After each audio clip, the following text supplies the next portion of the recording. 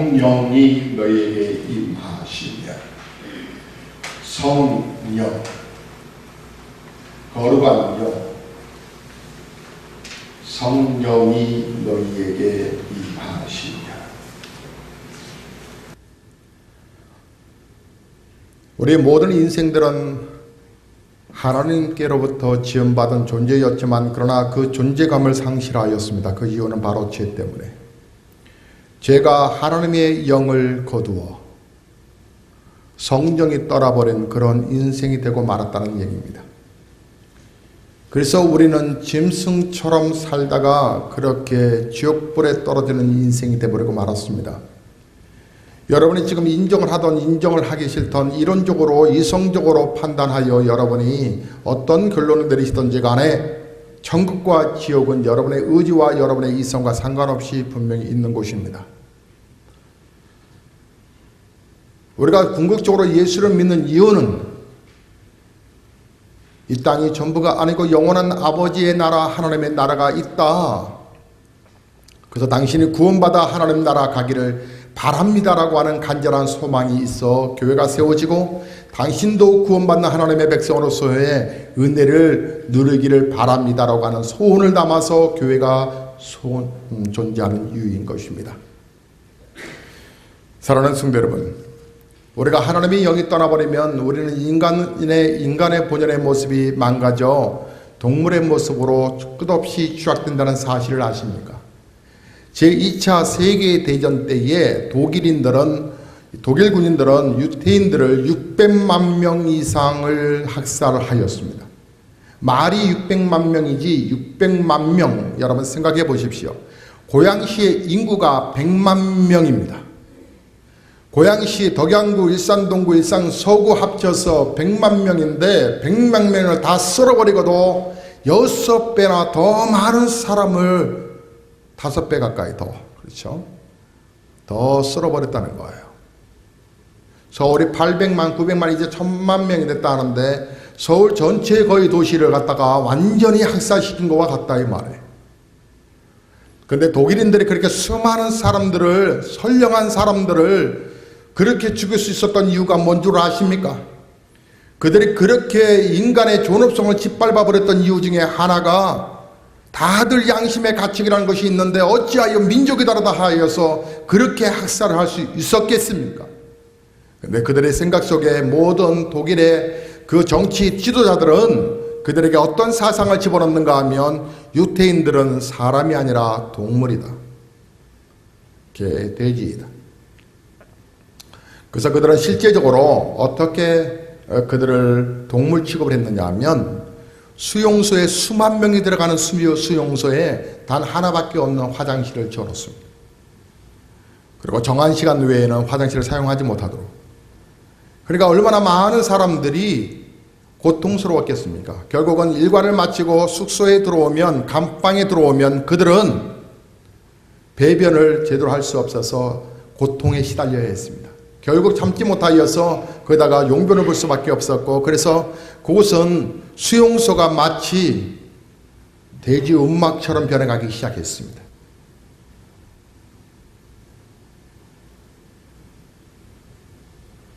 독일인들의 양심의 문제를 해결하기 위하여 고도의 심리 전술로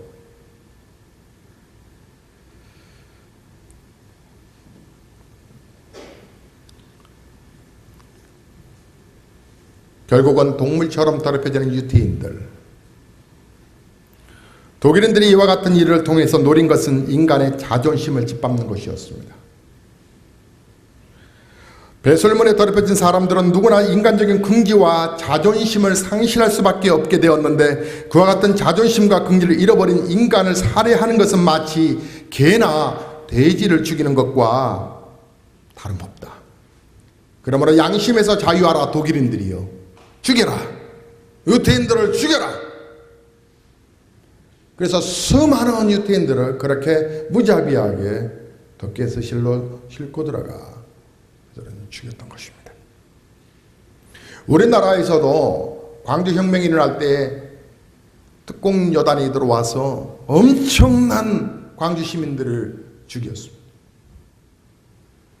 제가 낙도 선교사로 사역을 할 때, 그때에 그 초등학교에 지금은 없습니다만 소사라고 하는, 그래서 학교를 관리하고 책임을 이렇게 지는 그런 직원이 있었습니다. 그도 교육 공무원이십니다.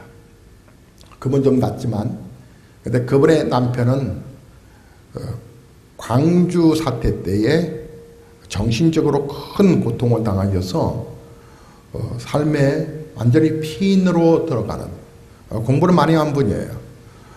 그 전남대학교를 수학관과 공부를 하시고 나름대로 여러 인생의 계획을 준비하다가 광주 사태를 맞이해서 아주 끌려가서 고문을 당하고 다행히 이제 목숨은 건졌지만 그러나 거의 폐인이 된 그 남편을 보호하면서 간호하면서 그 소학교에 그 사택에서 지냈던 우리 집사님이 계셨어요. 그분은 최초의 우리 전도자인데 전도한 사람이었어요.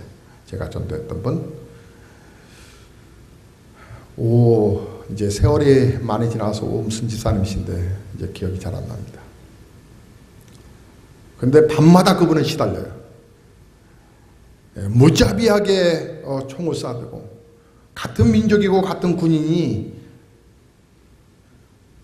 그래서 광주 시민들의 그 서러움과 그 고통은 몇 푼의 돈으로 회복되는 게 아니에요.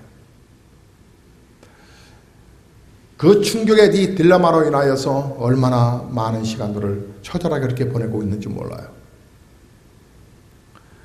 근데 그때 광주 사태 때에, 그때 혁명이 일어날 때에, 그 민주화운동할 때에 그들을 잡아내는 그 특수 여단들이, 군인들이 다 막갈리 먹이고 거의 미쳐서 총을 쐈다고 그래요. 왜요? 군인은 명령에 살고 죽으니까 내 부모가 내 형제인데 아니할 수 없는. 저희 동기 목사님 가운데 저보다 나이가 좀 있죠. 그분이 그 광주 사태 때 들어가서 많은 사람을 학살했다고 그래요. 죽였다고 그래요.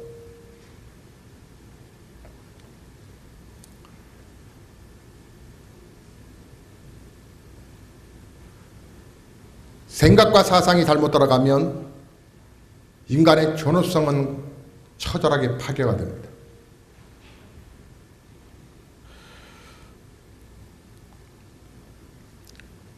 독일인들은 그와 같은 일을 통해서 수많은 사람들을 학살했습니다. 배설물에 더럽혀진 사람들은 누구나 인간적인 긍지와 자존심을 상실할 수밖에 없게 되는데, 그와 같은 자존심과 긍지를 잃어버린 인간을 살해하는 것은 마치 개와 정말 짐승들을, 돼지들을 죽이는 것과 같은, 그래서 그들의 양심이 가책을 덜 받았다고 하는 이야기, 참 슬픈 일입니다. 독일 포로 수용소에서 근데 그 가운데서도 살아남은 사람들이 있었다고 합니다. 그럼에도 불구하고 저들의 생존에는 기적만으로 이루어진 것이 아니라 생존하려고 하는 자는 반드시 지켜야 할 원칙이 있었다고 그래요. 그 원칙이 뭐였냐면 그 포로 수용소에서 그들이 하는 일은 그 차가운 물에 세수하는 것이었다고 합니다. 그 차가운 물도 넉넉하게 나오는 것도 아니었지만, 나는 당신들이 말하는 그런 짐승이 아니야. 당신들이 그렇게 우리를 억압하는 그런 동물로 우리를 취급하지만 그래도 나는 짐승이 아니야. 그 찬물에 세수했다고 그래요. 그 원칙을 지키는 사람들 중에 기적이 일어났었다고 그래요. 남자들은 병조각을 주워서 그 병조각을 벽에 박박 긁어대어 날카롭게 만든 다음에 날마다 그들은 면도를 했다고 그래요. 그 면도를 하다가 얼마나 살이 배었겠어요. 그 거친, 아무리 박박 긁었다 할지라도 이 유리병 속에 나와 있는 그 칼끝이, 그 병끝이 날카롭게 했다 하지만 살점을 얼마나 뜯어 먹었겠어요. 나는 그래도 짐승이 아니야. 나는 너희들이 말하는 그런 짐승이 아니라고.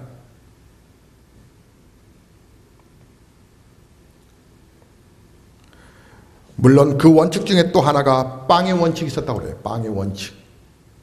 빵 부스러기를 먹더라도 더 먹기 위하여 필사의 노력을 해야만 했으며 생명의 에너지를 유지하기 위해 될 수 있는 한 한 팔이라도 덜 움직여야만 했던 그들, 극도로 활동을 자제해야만 생존의 기적을 기다릴 수 있던 그들. 그런데 그 여러 원칙들 가운데 아무리 못해도 꼭 한 가지는 해야 할 그 원칙, 세수하는 것. 짐승은 세수 안 하지만 우리는 사람이니까 세수를 한단 말이야. 다음은 다른 수용소에서 있었던 살아남은 생존자의 기록의 이야기를 전하겠습니다. 매일 오후 4시가 되면 따뜻한 커피가 수용소에 전달된다. 말이 그러나 커피이지 악취가 나는 그런 따뜻한 물에 불과했던 것이다.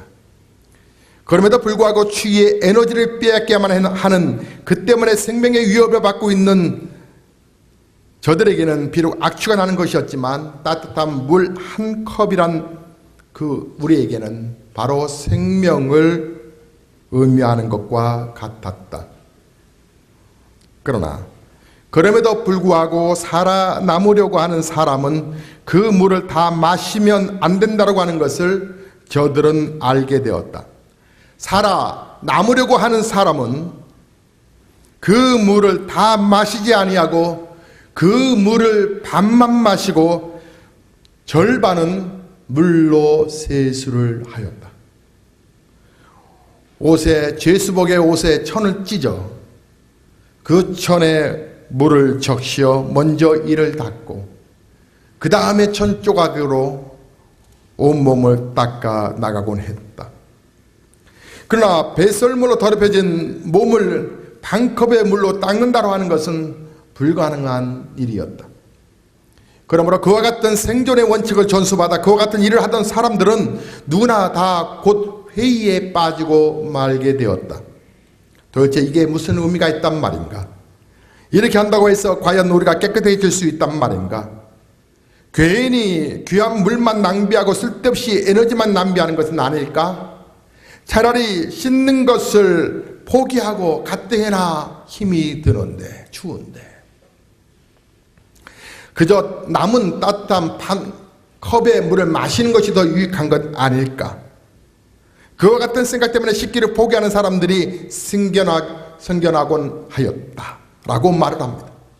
그때 그들은 모두 알았다라고 기록합니다. 그가 며칠 못 가서 곧 죽게 될 것이라고. 정말 그들은 실제로 물 한 컵을 다 마셨던 그들, 생존의 의미와 목적을 잃어버린 그들은 놀랍게도 얼마 못 가서 모두가 죽어갔다.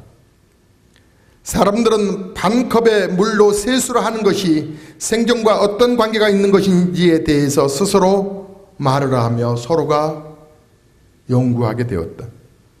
연구 결과 그것은 인간의 자존심 때문이라는 것을 알게 되었다.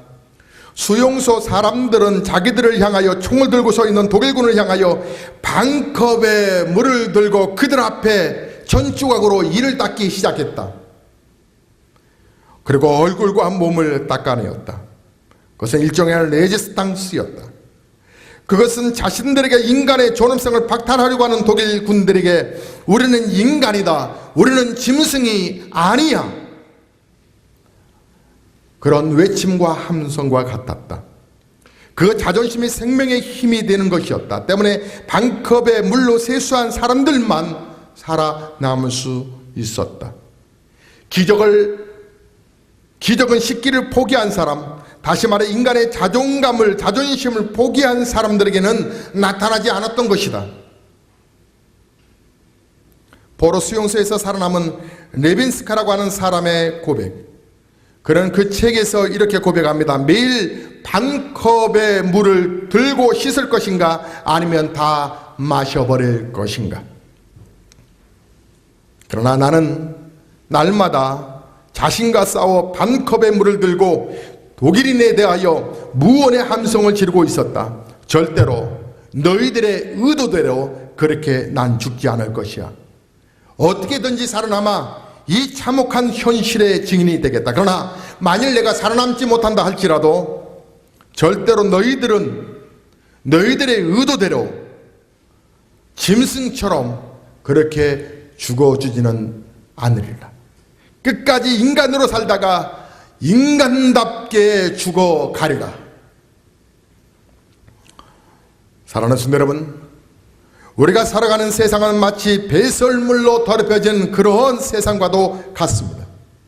그와 같은 세상에서 깨끗하게 산다고 하는 것은 거의 불가능한 일일 것입니다. 그래도 나는 반 컵의 물을 가지고도 자신을 씻으려고 했던 유태인들과 같은 정신으로 살아가고 싶습니다. 그와 같은 프라이드를 가지고 살아가야 한다라고 생각이 듭니다. 저는 그들의 고백이 참 좋습니다. 어떻게 하든지 살아남아 이 참혹한 현실의 증인이 되겠다. 그러나 만일 죽는다 하여도 절대로 너희들의 뜻대로 짐승처럼 그렇게 짐승으로 죽어주진 않겠다. 끝까지 인간으로 살다가 인간답게 그렇게 죽어가리라. 사랑하는 성도 여러분,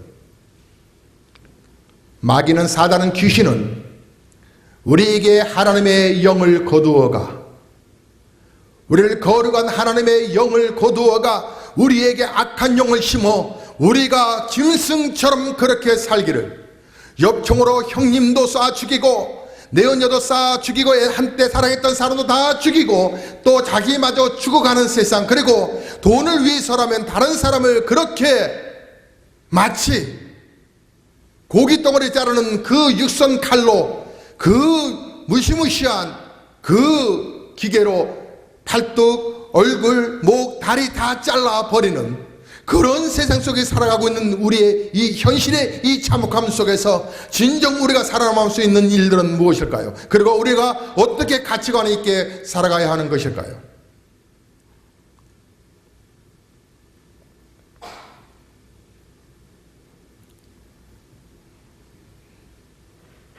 인간적으로 유명한 목사가 되는 것보다, 명예로운 목사가 되는 것보다 저는 끝까지 사람으로 살다가 인간답게 죽는 것, 그리고 내 안에 거룩한 하나님의 성령이 임하셨으니 이제 하나님의 영을 따라 살아가는 그 아름다운 삶을 추구하고 있습니다. 사랑하는 성도 여러분, 여러분이 경제적으로 여유 있게 그리고 넉넉하게 여러분이 베풀며 그리고 오락을 즐기며 내조를 즐기며 살아가는 것, 부자가 되는 것보다 더 중요한 것이 있는데 그것은 바로 하나님의 백성으로 돌아와 하나님의 사람답게 사는 것일 것입니다.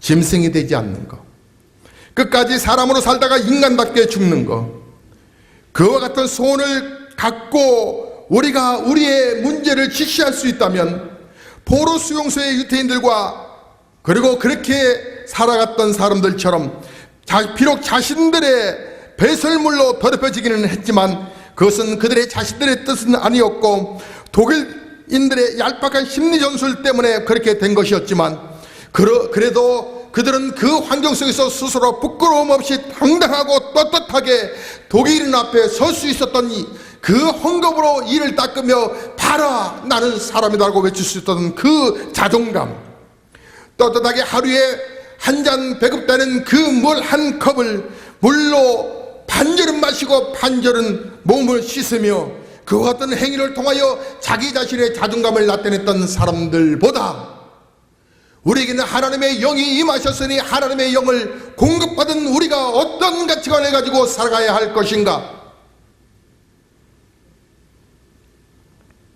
저는 가장 답답한 사람들이 어떤 사람들이냐면, 가장 불쌍한 사람들이 어떤 사람들이냐면 신학생들이에요.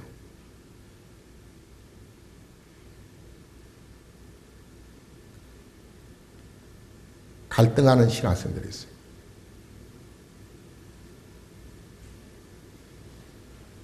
하나님을 알고 하나님을 만나고 하나님을 배워가고 하나님을 경험하기를 원하는 신학생들이 신을 만나지 못한 채 학교를 다닌다는 비극적인 사실. 이건 비극이에요, 비극.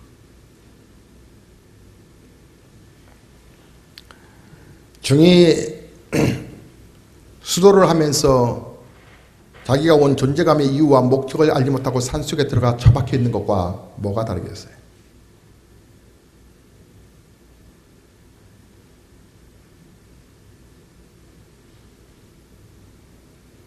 존재감을 알지 못하고 살아가는 인생들, 그거보다 더 비참한 일들이 어디 있겠어요? 성도가 성도의 존재감과 의미를 알지 못한 채 신앙생활 하는 것처럼 더 비참한 게 어디 있겠어요?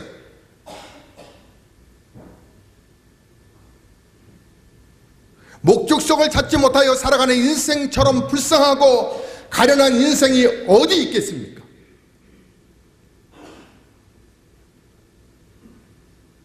천국이 있는지 없는지도 확신 갖지 못하고 신앙생활하는 신자들처럼 불쌍한 신자들이 어디 있겠어요? 천국과 지옥이 없다면 우리가 왜 이 자리에, 이 거룩한 주일에 우리가 이 자리에 있어야 할 이유가 어디 있겠어요?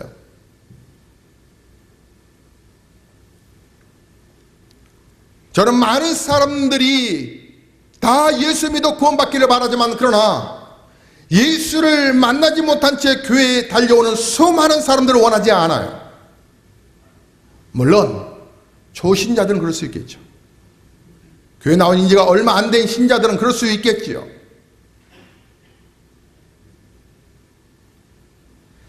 한 번도 진지하게 자기 인생에 대해서 깊이 생각하지 못하고 인생을 살아가는 사람들, 결국은 큰 파도 앞에 침몰해 가는 그 배처럼 그렇게 쓰러질 인생들을 진정으로 내 자신의 자존심과 더불어서 내 인생에 대해서 깊이 생각하지 못하고 그릇처럼 몇 푼의 돈에 의하여 기분이 좋았다 나빴다 하고 그렇게 살아가는 인생들,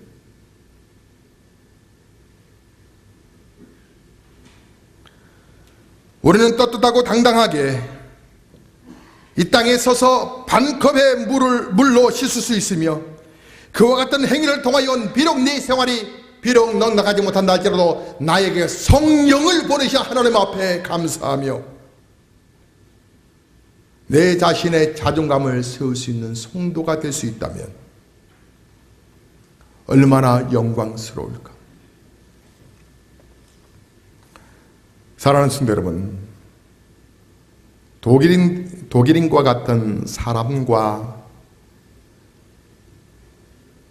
그래서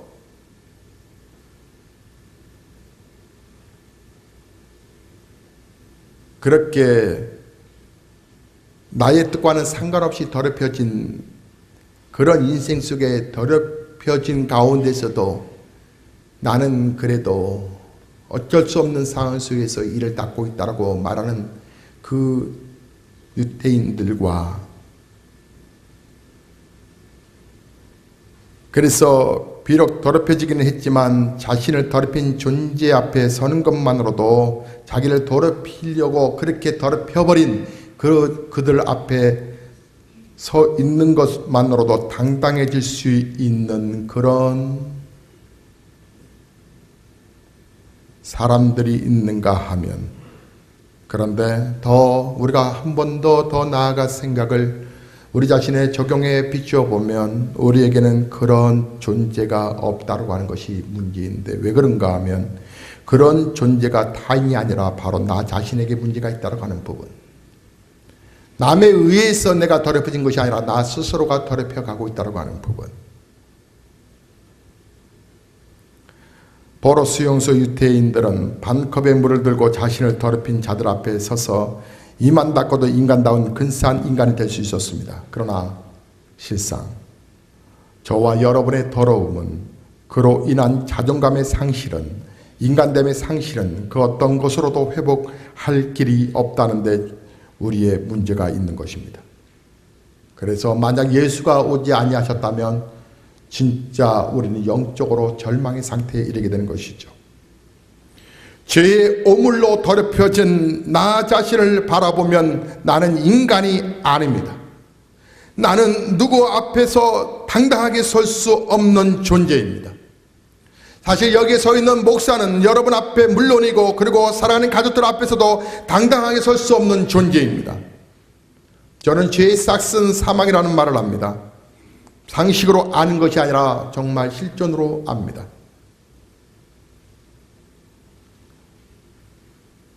여러분 스스로도 한번 돌아보십시오. 다른 사람들은 나에 대해서 모르니까 나를 존경할 듯 하지만 우리 스스로가 우리 자신을 바라보면 정말 존경받을 사람일까요? 저는 그렇지 못한 목사입니다. 저는 그런 인정과 존경을 받기에는 정말로 거리가 먼다는 사실을 압니다. 그럼에도 불구하고 여러분들이 존경한다라고 하는 그 말 앞에 얼마나 부끄럽고 그리고 그 존경이라는 단어가 얼마나 소중하고 귀한 것인가를 스스로 알고 있습니다. 가장 욕심내어야 할 것이 바로 그와 같은 사람이 되어야 한다라고 하는 사실을 알고 있습니다. 정말 그와 같은 사람이 되고 싶은데 저에게는 그와 같은 사람이 될 수 있는 원본적인 원초적인 그런 능력이 없습니다. 그래서 우리 하나님은 이 죄로 가로막힌 저를 위하여 우리 구주 예수 그리스도 통하여 존경받는 사람으로 인정받는 사람으로 세우셨던 것이었습니다. 인간의 실존에 관한 부분을 철저하게 파헤쳐 이 문제를 정리하지 아니하시면 여러분은 언제나 여전히 외로움과 그리고 고통 속에 허무감 속에 살아가시게 될 것입니다. 여러분이 여러분답게 그리고 여러분의 인간의 존엄성을 높이기 위하여 있어서 하나님께서 예수 그리스도 통하여 당신에게 성령을 보내셨다고 하는 사실을 아십니까? 독생자 예수 그리스도를 이 땅에 보내주시고 그를 십자가에 달려 돌아가게 하심으로 그 십자가의 보혈로 말미암아 우리의 모든 죄와 수치를 다 씻겨 주시기를 원하셨던 하나님, 너는 그래서 짐승이 아니라 귀한 하나님의 자녀란다. 귀한 백성이란다. 그러기 위하여 우리 이사야서 53장 1절부터 7절의 말씀을 보면 우리의 전한 것을 누가 믿었느뇨? 여호와의 팔이 네게 나타났느뇨? 그런 주 앞에서 자라나기를 연한 순 같고 마른 땅에서 나온 줄기 같았어. 고운 모양도 없고 풍채도 없은즉 우리의 보기에 흠모할 만한 아름다운 것이 없도다. 그는 즉 예수는 멸시를 받아서 사람들에게 실어버린 바 되었으며 간고를 많이 겪었으며 질고를 아는 자라. 마치 사람들에게 얼굴을 가리우고 보지 않음을 받는 자 같아서 멸시를 당하였고 우리도 그를 예수를 귀히 여기지 아니하였도다. 그는 예수는 실로 우리의 질고를 지고 저와 여러분의 질고를 지고 죄의 짐을 지고 우리의 슬픔을 당하였거늘 우리는 생각하기를 그는 예수는 징벌을 받아서 하나님에게 맞으며 고난을 당한다 하였노라. 그가 예수가 찔림은 우리의 허물을 인하며 그가 상함은 우리의 죄악을 인함이라. 그가 징계를 받음으로 우리가 평화를 누리고 그가 채찍에 맞음으로 우리가 나음을 입었도다. 우리는 다 양 같아서 그렇 행하여 각기 제 길로 갔거늘 여호와께서는 우리 무리의 죄악을 그에게 담당시키셨도다. 그가 곤욕을 당하여 괴로울 때에도 그 입을 열지 아니하였으며 마치 도수장으로 끌려가는 어린 양과 털 깎는 자 앞에 잠잠한 양같이 그 입을 열지 아니하였도다.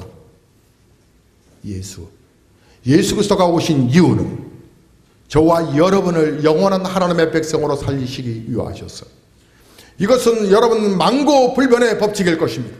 여러분이 진정으로 예수 그리스도를 나의 구세주로 영접하는 그 순간부터 그분과 함께 동행하는 그 기쁨이 있는데, 여러분 우리 신앙생활의 매너리즘에 빠지는 이유는 그 예수가 내 안에서 역사하도록 내가 인격적으로 그 예수를 받아들이지 않았다는 데 문제가 있는 것입니다. 성경을 잘 보십시오. 로마서 3장 23절과 24절에 모든 사람이 죄를 범하였음에 하나님의 영광에 이르지 못하더니 그리고 또 예수 안에 있는 구속으로 말미암아 하나님의 은혜로 값 없이 의롭다 하심을 얻는 자 되었도다. 예수님께서 말씀하시기를 오라 우리가 서로 변론하자. 우리가 서로 고백하자. 너희 죄가 주홍 같을지라도 눈과 같이 희어질 것이요 진홍같이 붉어질 것이라. 인간의 죄 문제를 해결받기 위하여 사람들은 갈등 속에 있습니다. 예수를 만나지 못한 사람들은 신령한 사람들을 찾아가기도 하고, 점집을 찾아가기도 하고, 도사를 찾아가기도 하고, 기수양을 하기도 하고,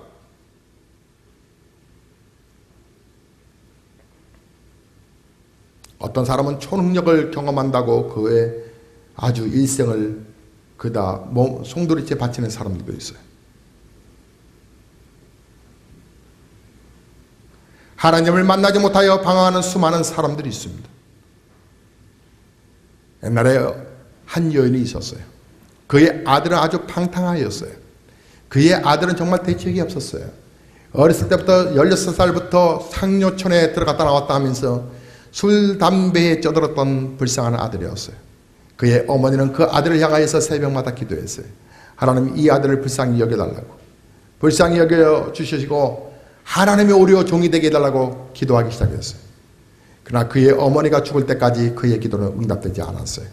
하지만 어느 날 그의 어머니는 세상을 떠났고 그 아들은 바닷가에서 여전히 술 취해서 방탕하고 있을 때에 그에게 하늘의 음성이 들려오기 시작했어요.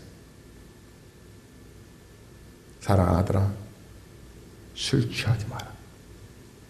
이는 방탕한 것이니 성령의 충만함을 받으라.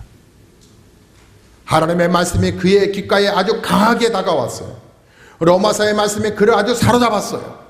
그때부터 그는 생각하기를, 내가 내 마음을 열지 않냐고 하나님을 인정하지 아니하였지만 하나님은 그래도 나를 사랑하셔서 나에게 다가와 내게 하나님의 음성을 들려주셨더라고. 그는 직접적으로 살아계신 하나님을 경험했어요. 직접적으로, 체험적으로. 그리고 그는 그때부터 인생이 달라지기 시작했어요. 내가 마귀에게 더 이상 속지 아니하리라. 나는 더 이상 사단에게 속지 아니하리라. 그리고 그는 그때부터 변화된 그리스도의 복음을 전하기 시작합니다. 그 사람의 이름이 바로 세인트 어거스틴, 성 어거스틴. 하나님은 살아계십니다. 여러분이 진실로 하나님을, 그 전능하신 하나님을 만나기를 주의 이름으로 축원합니다. 그 살아계신 하나님을 경험하시기를 주의 이름으로 축원합니다. 여러분의 크고 작은 모든 인생의 문제를 그 예수 그리스도께서 책임져 주실 줄로 믿습니다. 그분과 접선하십시오. 그 하나님, 성령이 너희에게 임하시면 너희가 권능을 받고 예루살렘과 온 유대와 사마리아와 땅끝까지 이르러 내 증인이 되리라. 견딜 수 없는 복음 증거자는 바로 하나님을 만나는 사람들이었습니다. 그래서 저는 그래서 다시 신학생들에게 소망을 가져보는 거예요. 우리 학교 신학생들뿐만 아니라 전국의 신학생들 앞에 1차적으로 하나님의 종이 되겠다라고 고백을 했잖아요. 그들을 경험하게 해달라고, 하나님이 이론을 뛰어넘어 그들이 하나님을 만나게 해달라고. 근데 신기하죠? 하나님은 사모하는 자에게 만나주세요. 특별하게 그 어머니의 기도가 때가 되어 응답되는 경우가 있겠지만 거의 보면 본인이 고백해야 돼요.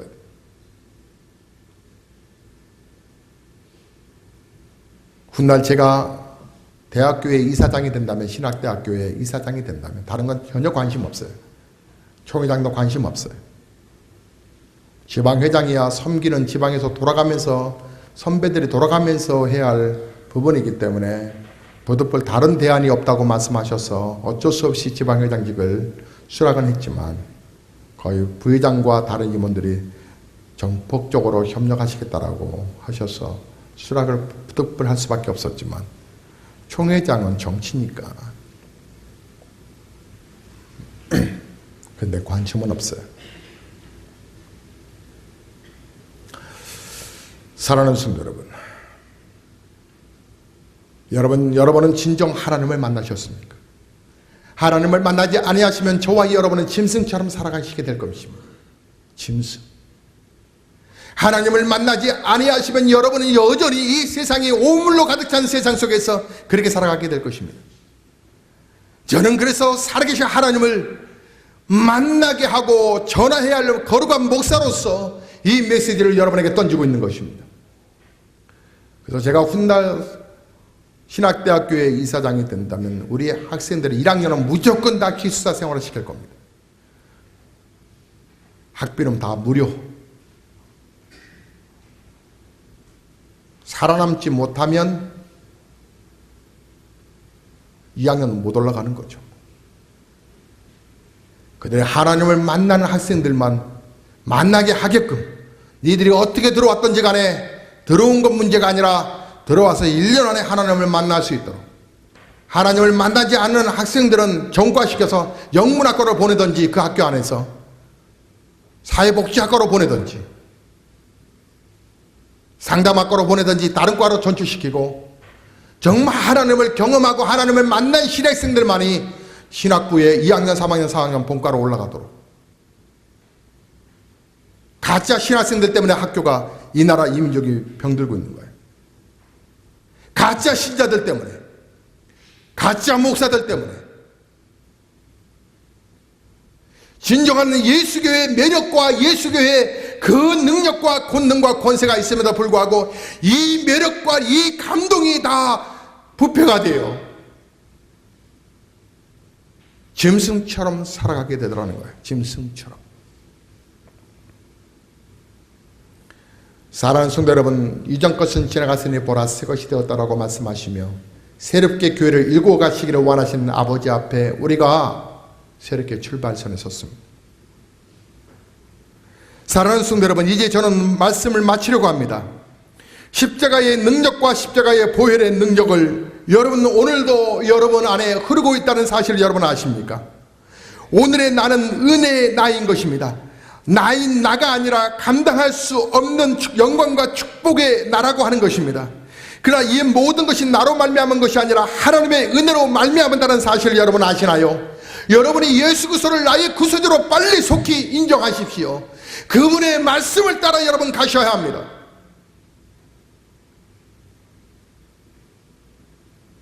(90이) 넘은 김종필 씨가 그의 아내를 떠나보내며 정치사에 큰 획을 그었던 그가 하는 말이 정치, 씩 웃으며 결국 허무한 것을 말합니다. 그렇게 돈이 많다라고 하는 정주영이 가장 이뻐했던 그 아들, 현대건설을 인수받은 그 정 회장은 자기의 집무실에서 떨어져 자살을 했습니다. 마를린 먼로는 삶이 고단하여 그가 마에게 의지한 채 있다가 깨어나지 못했습니다. 자기의 피부색이 검은 피부색이 싫다고 그렇게 피부 수술을 하고 이식 수술을 하여 코가 납작하게 된 이 흑인 음악의 대부라고 말하는 마이클 잭슨도 그가 밤마다 잠을 이루지 못하여 그가 맞은 수면제에 의해서 깨어나지 못하고 죽었습니다. 모든 인류사의 인생의 문학으로 사람들의 가슴을 설레기도 하고 희용케 했던 해밍웨이는 그의 인생의 외로움을 감당하지 못하여 권총으로 자살하고 그의 인생을 끝내고 말았습니다.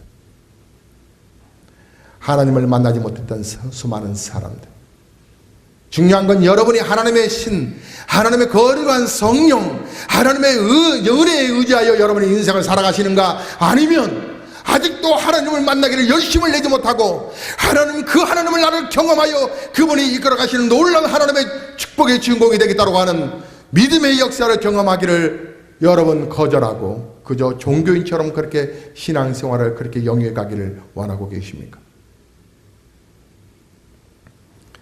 바울이 하나님을 만나고 나서 그의 고백이 달라졌습니다. 바울은 고린도서 15장 10절에서 고백하기를 그러나 나의 나 된 것은 하나님의 은혜로 된 것이니 내게 주신 그의 은혜가 헛되지 아니하여 내가 모든 사도보다 더 많이 수고하였으나 내가 아니요 오직 나와 함께 하신 하나님의 은혜라 이렇게 고백하고 있습니다. 저는 하나님의 은혜가 예수 그리스도의 십자가를 통하여 나타냈음을 압니다. 그러므로 저는 반 컵의 물 대신 예수 그리스도의 십자가를 붙들고 수치스러운 자신 앞에 했습니다. 그리고 평생 그의 십자가를 자랑하며 감사하며 정말 살고 싶습니다. 저는 그래서 바울이 갈라디아서 6장 14절에 그렇게 유명한 그의 고백이 저의 고백이 되기를 소망해 봅니다. 그러나 내게는 우리 주 예수 그리스도의 십자가 외에 결코 자랑할 것이 없으니 그리스도로 말미암아 세상이 나를 대하여 십자가에 못 박히고 내가 또한 세상에 대하여 그러하리라. 십자가 외에 결코 자랑할 것이 없다고 하는 부분. 여러분의 인생의 주인이 누구십니까? 언제까지 사람들 앞에 여러분은 실망을 하시겠습니까? 여러분이 사랑했던 거, 여러분이 믿었던 거, 여러분이 신뢰했던 거, 여러분이 의지했던 거, 그 모든 것들에 세상에 있는 것들은 다 실망하게 될 겁니다. 여러분 자식을 사랑하지만 자식에 큰 기대하지 마십시오. 자식은 여러분을 실망케 만들 것입니다. 부모님은 지금 나의 힘이 되지만 계속적으로 부모를 의지하려 하지 마십시오. 부모 힘 빠지면 그때부터 무기력한 부모일 뿐입니다. 여러분의 아내도 의지하지 마십시오. 언제든지 배신할 수 있습니다. 배신당했다고 여러분 슬퍼하지 마세요. 그게 당연한 것이었어요. 여러분 남편들이 여러분 열받겠다고 해서 남편을 바꿀 생각하지 마세요. 바꿔봤자 그 인간이 그 인간일 거예요. 사람은 그래요. 속성이 그래요. 인격이 조금 훌륭했을 뿐 그 외에 50보 100보라는 말이 있어요. 인간사에 그래요. 그러므로 여러분의 세상에 그 어떤 것도 여러분이 기준되지 않기를 바랍니다. 세상에 여러분 학식도 여러분의 기준이 될 수 없고, 여러분 물질도 여러분의 삶의 기준이 될 수 없고, 여러분의 명예도 마찬가지입니다. 비록 초라하게 이름 모를 하나의 들풀이라 할지라도 하나님의 은혜 속에 살아갈 수 있다면 그 들풀은 아름다운 들풀일 거예요. 하나님을 의지하며 살아가는 삶, 성령의 충만함은 기도하는 자에게 임하는 것입니다. 기도. 마가의 다락방에서 120명 문도들이 120명이 모여서 그들은 얼마나 열심히 기도했는지 모릅니다. 열흘째 되는 날 그들에게 성령이 임하였습니다. 성령이 임하여 그들을 감동케 하였고, 그들에게 하나님의 놀라운 역사가 나타나기 시작된 것을 그들은 증거하기 시작했습니다. 내일부터 우리는 새벽 기도를 합니다. 기도하는 것은 바로 성령 하나님을 만나기 위함이고, 우리들의 마음, 우리의 뜻을, 우리의 꿈을 현실로 이뤄가기 위한 하나님의 놀라운 선물을 받기 위함인 것입니다. 여러분 자녀들 함께 데리고 나오시라고 새벽 기도회가 우리가 5시 반인데 20분을 늦추어서 5시 50분에 합니다. 머리가 좀 돌아가시는 분들은 아마 이렇게 생각하실 것입니다. 5시 50분에 찬송을 하여 6시에 메시지가 들어가나 보다. 5시 40분에 찬송하여 5시 50분에 사회자가 올라올 것입니다. 그러므로 여러분이 10분 전에 미리 오셔서 준비하셔야 할 것입니다. 그리고 자녀들을 꼭 데리고 나오셔야 합니다. 아이들 업고 안고서라도 나오십시오. 혹시 여러분 뱃속에 아기가 있으십니까? 그러면 그 아기의 태명도 적으십시오. 상을 2개를 드리겠습니다. 엄마와 뱃속의 아기까지. 근데 아이들은 미리 5시 반부터 갈 준비를 하고 있는데 엄마가 안 일어나요. 아이들에게 지난번 것처럼 일주일에 한 번씩 아이들 신앙 이쁘게 격려하기 위하여 문화상품권을 아이들에게 주려고 합니다. 큰 건 아니고 5천 원 정도 주려고 합니다. 그런데 아이들이 신앙의 아름다운 추억이 될 거예요. 우리가 특별 새벽기도 할 때마다 우리는 설날과 같다. 왜냐하면 선물을 받기 때문이다. 땅을 파봐라. 상품권이 나오나. 그래서 애들도 열심히 나오려고 하는데 5천 원짜리 문화상품권을 줄 거예요. 일주일에 한 번씩. 그러니까 3주면 애들이 석장을 받겠죠. 나름대로 애들도 돈 쓸 때가 많습니다. 그래서 유용하게 쓰게 될 텐데 학생들까지 주려고 합니다. 학생들까지. 근데 아이가 딱 준비하고 기다리고 있는데 엄마가 안 일어나요. 엄마 늦었어요. 빨리 가요.